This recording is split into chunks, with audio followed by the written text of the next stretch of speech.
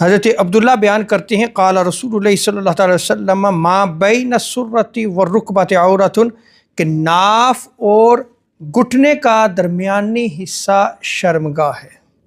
تو یہاں پہ آپ شرمگاہ کی تعریف کو سمجھ لیں کہ ناف اور گھٹنا، اس کا جو درمیانی حصہ ہے، حدیث مبارکہ پہ آپ غور کریں، اس کے درمیانی حصے کو آقا علیہ السلام نے کیا ارشاد فرمایا ہے؟ شرمگاہ ہے۔ تو شرمگاہ کو چھپانا لازم ہے۔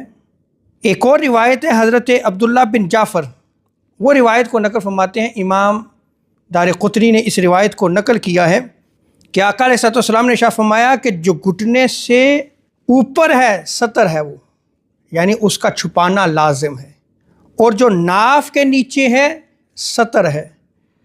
اور حضرت مولا علی المرتضیٰ سے روایت کو نقل کیا کہ آقا علیہ السلام نے ارشاد فرمایا گھٹنا بھی سطر ہے۔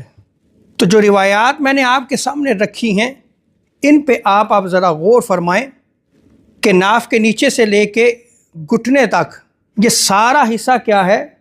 شرمگاہ ہے۔ اس کو چھپانا لازم ہے، واجب ہے۔ ہمارے ہاں جو شورٹس چلتی ہیں، خاص طور پہ یہ جو گرمیوں میں ہمارے بچے پہنتے ہیں، اس میں اگر گھٹنا ننگا ہو جاتا ہے تو اس کی شرمگاہ کا حصہ ننگا ہے۔ وہ جو ستر واجب ہے اس مرد پہ، وہ اس پہ عمل نہیں کر رہا۔ وہ چھپانا خواہ نماز میں ہو یا نماز کے بغیر، یہ یاد رکھ لیں ہر حالت میں اجنبی کے سامنے اس شرمگاہ کے حصے کو چھپانا واجب ہے یہ۔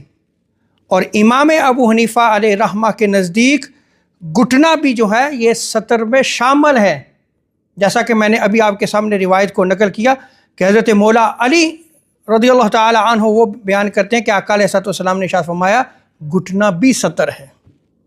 تو گھٹنے کو چھپانا بھی جو ہے وہ واجب ہے۔